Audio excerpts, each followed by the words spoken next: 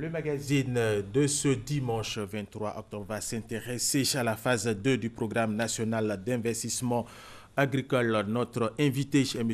Koulibaly Noun, directeur général de la planification, du contrôle des projets et des statistiques au ministère de l'Agriculture et du Développement rural. M. Koulibaly, merci d'avoir accepté notre invitation. Alors, pour parler de phase 2, c'est qu'il y a eu la première phase. Quand est-ce que le premier PENIA a été conçu? Son exécution a débuté quand? Alors, la première phase du programme national d'investissement agricole, le PENIA, a été finalisée, j'allais dire, autour du mois de août 2016. Donc, nous avons travaillé entre janvier 2012 et août 2012 pour finaliser ce programme avec tous les acteurs du monde agricole qui étaient associés à sa formulation. Alors, nous avons commencé la mise en œuvre donc à partir de septembre, après que le gouvernement ait adopté ce programme. Et ça doit prendre fin quand?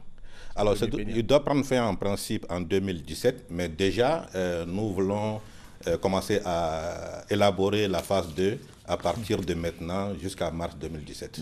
En attendant, le bilan à mi-parcours, si on peut le dire, avant 2017, avant fin 2017 justement, le bilan à mi-parcours. Alors, avant le bilan déjà à mi-parcours, chaque année, il faut dire que nous faisons un bilan de la mise en œuvre du programme national d'investissement agricole. Nous avons donc fait un bilan en 2013, 2014 et 2015. Alors, ce que ce bilan montre en réalité, c'est que les objectifs que nous avions assignés au programme national d'investissement agricole sont atteints, notamment en ce qui concerne la production.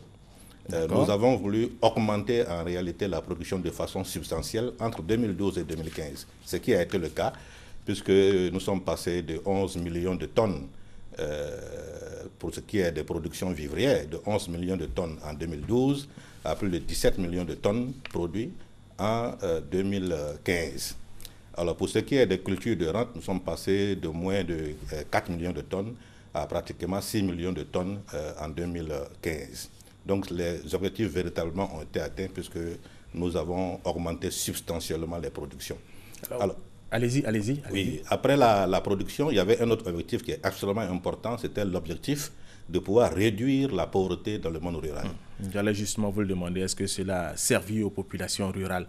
Oui, cela a servi véritablement parce que la pauvreté, quand vous regardez entre 2008 et 2015, si vous prenez 100 personnes en Côte d'Ivoire, en 2008, vous avez à peu près 62 personnes qui vivaient en situation de pauvreté. Mais en 2015, quand vous prenez 100 personnes, vous avez juste 50 personnes qui sont en situation de pauvreté au niveau du monde rural.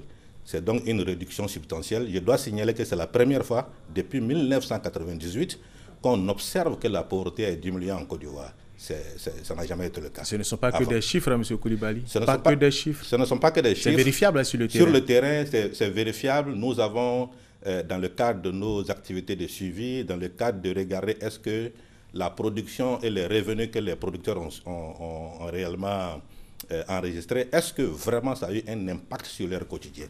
Et tous les producteurs, enfin, la plupart des producteurs que nous avons rencontrés, en tout cas ceux qui sont bénéficiaires de nos projets, sont confiants et nous ont dit oui. Nous, aujourd'hui, on peut envoyer nos enfants à l'école. Aujourd'hui, on peut s'alimenter correctement. Aujourd'hui, effectivement, on peut soigner nos enfants et même prendre en charge aussi nous-mêmes et nos familles. Donc, ça a eu des effets énormes sur le terrain. Très bien. Le PENIA 1 a coûté combien à la Côte d'Ivoire et à ses partenaires? Le PENIA 1, le coût total était de 2040 milliards de francs CFA. Jusqu'à fin 2015, nous avons mobilisé 64% de ces ressources. Et ce sont ces ressources-là qui ont permis d'atteindre tous les objectifs que nous étions assignés. Très bien.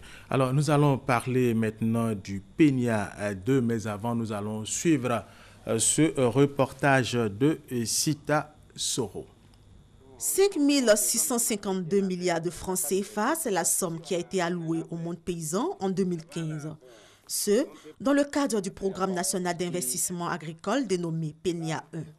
Un programme pour recapitaliser les ménages agricoles afin de lancer à nouveau la dynamique de la production agricole et donner des revenus décents aux paysans. Ce PENIA 1 a permis l'augmentation de la production agricole avec plus de 17 millions de tonnes de produits vivriers en 2015 contre 11 886 en 2012.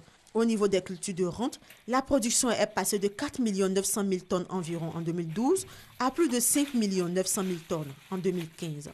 Des performances qui ont permis à la Côte d'Ivoire d'être premier producteur mondial de cacao, de noix de cajou et de cola. La deuxième phase du PNIA, qui rentre en vigueur en 2017 pour 5 ans, a été lancée par le ministre de l'Agriculture et du Développement rural, Mamadou Sangafoua Coulibaly. Il souhaite pour cette phase une intégration des questions de production avec maîtrise totale de l'eau. Il veut faire également de la mécanisation agricole, de la formation professionnelle, de la commercialisation et de la valorisation des produits agricoles sur place, une priorité. Cette seconde phase a pour but d'aboutir à la transformation structurelle de l'économie agricole de la Côte d'Ivoire. Monsieur Coulibaly, il y a eu le PNIA 1, le PNIA 2 a été lancé. Le PNIA, c'est le Programme national d'investissement agricole. Au rappel à nos téléspectateurs qui nous suivent. Alors, qu'est-ce que le PNIA 2 va apporter de plus par rapport au PNIA 1? Okay.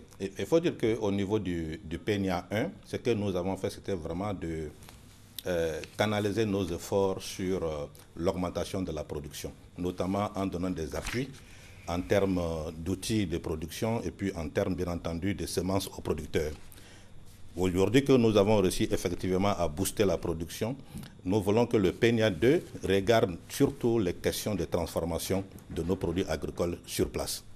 Cela va sans dire qu'il faut un certain nombre d'accompagnements qu'il faut donner aux producteurs et aussi au secteur privé pour que cette transformation sur place puisse avoir lieu. Donc déjà, vous avez vu dans l'élément, le ministre de l'Agriculture et du Développement rural a mis le cap sur la mécanisation pour permettre toujours d'avoir de grandes productions et aussi de productions de qualité, a mis le cap également sur l'irrigation pour que, bien entendu, on ne soit pas toujours à la merci des eaux de pluie à cause du changement climatique, bien entendu.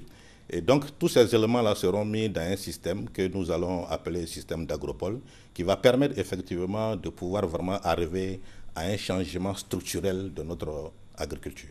Vous avez parlé de système d'agropole, nous allons y revenir. Alors, cette politique agricole est prévue pour combien d'années? J'ai cru entendre par notre reporter 5 ans.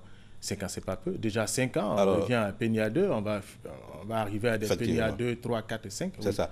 Alors, le PNIA 2 sera formulé pour la phase 2017-2025. 2017-2025, pour cette période, jusqu'à 2025. Tout à fait. Mais la mise en œuvre va se faire par phases successives sur un glissement de 3-5 ans. Voilà. Alors, donc, on ne va pas parler de budget maintenant, puisque là, les études sont en cours. Alors, nous sommes effectivement, c'est le lancement qui a été fait actuellement. Il faudra attendre fin 2017. Il faudra attendre que nous finissions, bien entendu, tout ce qui est bilan, etc., pour sortir un budget. Très bien, mais en attendant, les études sont en cours. Alors, les étapes du PNIA 2.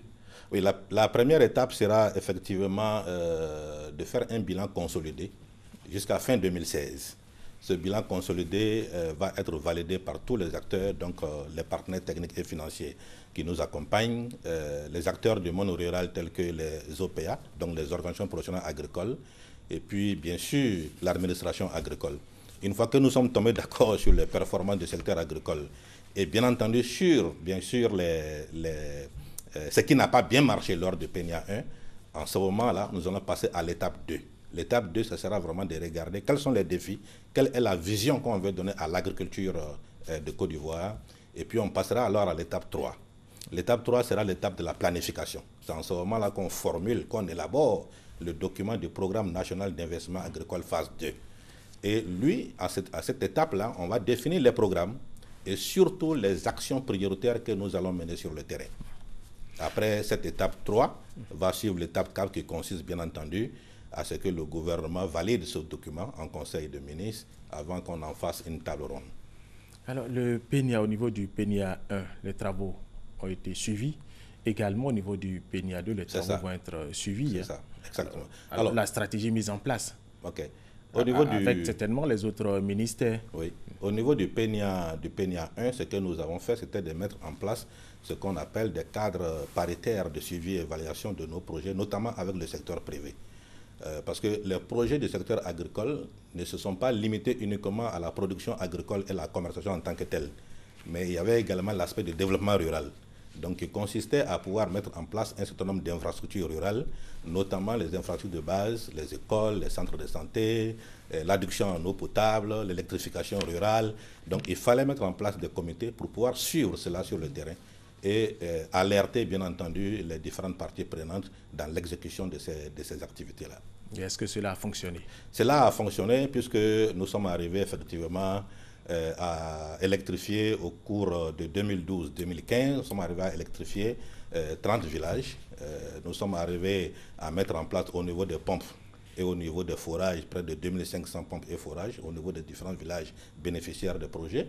Nous avons construit près de 350 écoles au niveau des projets également, et puis construit aussi des centres de santé. Ça a vraiment fonctionné et les résultats, effectivement, ont été présentés à plusieurs occasions devant nos autorités. Alors justement, M. Coulibaly, quelle est l'implication des populations lors du déroulement de ce programme, le premier d'abord et puis le prochain qui arrive? C'est ça. Alors pour le PNIA 1, l'implication des populations s'est faite à travers, bien entendu, des sessions de sensibilisation que nous avons menées avec nos structures qui sont sur le terrain, notamment ANADER et FIRCA et autres, des sensibilisations que nous avons menées également avec nos directions régionales sur le terrain, pour permettre à ce que, lorsqu'un projet est installé effectivement dans votre région, dans votre zone, que vous puissiez savoir comment appliquer effectivement à ce projet et comment bénéficier des appuis de ce projet.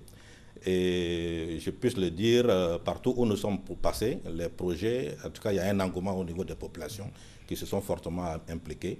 Et bien entendu, nous sommes passés avec les autorités locales, les préfets, bien entendu, et puis les conseils et les maires. Nous les avons également mobilisés pour que dans leur région, ils puissent prendre part à l'exécution de ces projets et puissent alerter également l'administration centrale lorsqu'un de ces projets-là n'avance pas bien. Et ils ont été tous coopératifs à ce niveau. Pour le PNIA 2, nous souhaitons que toutes les populations des territoires rurales soient impliquées effectivement dans la phase de formulation du PNIA 2. Cela va se faire comment? D'abord, nous allons passer à travers les préfets, nous allons passer à travers les maires, nous allons passer par le biais de nos directions régionales, et il y aura des missions éclatées qui vont aller sur le terrain dans les régions pour pouvoir échanger avec les populations, prendre leurs besoins réels et voir aussi avec ces populations qu'est-ce qu'ils ont reproché à la phase 1 du PNIA et comment on peut améliorer bien cela pour une meilleure capitalisation pour l'élaboration du PNIA 2. Monsieur Coulibaly, vous avez parlé de l'agropole, le sens de ce concept. Comment est-ce que ça va fonctionner réellement? Alors, l'agropole, ce sera une aire géographique homogène dans laquelle nous allons mettre en œuvre de façon intégrée tous les pans qui concernent l'agriculture. En amont, nous allons commencer avec tout ce qui est infrastructure agricole dans cette aire géographique. Nous allons les réhabiliter, nous allons en créer de nouveaux, faire en sorte que effectivement le producteur puisse être à l'aise pour toujours produire davantage et également pour produire la qualité. Une fois que on a assis en amont la production, en ce moment-là, en aval, nous allons organiser des réseaux d'entreprises privées et qui vont s'installer dans cette aire géographique et que nous allons également appuyer pour leur permettre de transformer sur place la production qui sort de cette aire géographique. Alors, ce système d'agropole donc intègre en amont et en aval toute la chaîne de valeur depuis la production jusqu'à la transformation, y compris tous les aspects de commercialisation de ces produits. Un exemple concret, la production de mangue à Korogo par exemple. Qu'est-ce que vous allez faire dans cette localité de la Côte d'Ivoire? Si la zone de Korogo est retenue comme une zone d'agropole, en ce moment, il y a un certain nombre de cultures phares dans cette zone. Il y a la mangue, il y a l'anacarde, il y a le coton, il y a le riz, etc. Si on prend le cas de la mangue, la première chose, c'est de mettre en place un certain nombre d'infrastructures qui permettent de faire la conservation de cette mangue-là. Donc nous avons commandité une étude qui est en train de regarder quelles sont les capacités de conservation qui sont déjà installées et comment est-ce qu'on peut améliorer cette conservation. L'étude est en cours. Après cela, on va regarder le système de transformation. Comment on peut installer ou inciter des entreprises privées à pouvoir s'installer dans cette zone-là pour faire la transformation. La délicatesse avec la transformation de la mangue est que c'est un produit saisonnier. de telle sorte que si vous installez une usine, il faut qu'elle puisse transformer non seulement la mangue, mais d'autres produits. Donc, nous allons regarder les autres produits qui peuvent être transformés dans cette usine pour ne pas qu'à un moment donné, l'usine tourne à vide. Donc, c'est tous ces travaux-là que nous sommes en train de regarder pour mettre en place les différents agropoles. Ça sera vraiment des cultures spécifiques, aire géographique par aire géographique. Au niveau du sud, de l'est, de l'ouest, il y a le café cacao. Alors, vous avez parlé des privés. Alors, pour qu'un privé s'installe, il faut des facilités, il faut des garanties. Est-ce que vous avez prévu tout cela? Alors, pour qu'un privé s'installe, il y a plusieurs éléments. Effectivement, si vous vous installez et que vous venez vers nous, bien entendu, nous, ce que nous regardons dans un premier temps, c'est est-ce que votre projet, en plus de faire des revenus pour vous, de faire des profits pour vous, est-ce que votre projet sera bénéficiaire aux populations de la zone dans laquelle vous êtes installé? Si tel est le cas, en ce moment, l'État vous accompagne avec un certain nombre de facilités pour vous permettre de réaliser votre investissement dans le secteur agricole.